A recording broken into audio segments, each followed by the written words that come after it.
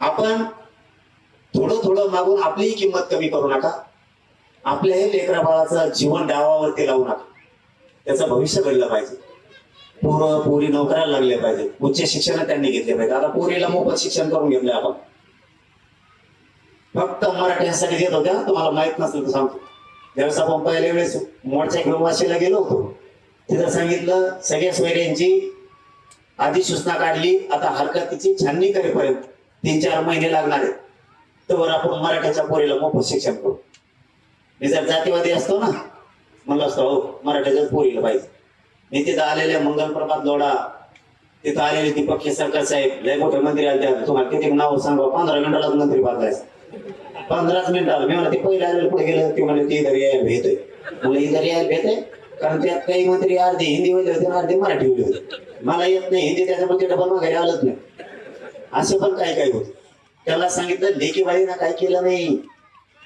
कोणत्याही जातीची लेखबाळ असू ती लेखबाळ हे सगळ्या जातीच्या पोरींना मोफत शिक्षण आणि ते जे मंजूर करून द्या. आपल्याला उच्च शिक्षणासाठी, नोकऱ्यासाठी, आरक्षणासाठी, योजना मिळवण्यासाठी आरक्षण पाहिजे म्हणून आपण ते घेतलंय. आता राहिलेला पण घेणार आहे. आता तुमचा पश्चिम महाराष्ट्रातलाच आता तुमचाच नंबर आहे. मला वाटतंय 7 तारखेपर्यंत काहीतरी खालीवर करतील. ते नाही केलं तर मी त्यांच्या मागे लागणार असं सांगितलं. मी विखे पाटील साहेबाला पण सांगितलं. शंभूराजे देसाई साहेब सुद्धा त्या मराठा उपसमितीच्या मंत्रिमंडळाच्या समितीत त्यांना पण सांगितलंय. जेवढे जेवढे त्या मंत्री आहेत त्यांना सांगितलंय की तुम्ही पश्चिम महाराष्ट्राला सातारा संस्थांचा सुद्धा जे काढा. आता वाट बघतो काढतात का नसतं. मी तर मागा लागणार आहे कारण मी काय भेद करत नाही. महाराष्ट्राला कुटुंब मानलंय. त्यामुळे मी मराठवाडा, खानदेशन, विदर्भ, पश्चिम महाराष्ट्र तसलं जुन्या भाषेत म्हणतात थोट वागणं, तसलं वागत नाही. सगळे मायबाप समाज माझा आहे या राज्यातला. मी सगळ्यांसाठी लढणार. एकालाही मागं सोडणार नाही. फक्त जरा दममानी जाऊ आपण आणि आयुष्याचं मिळू.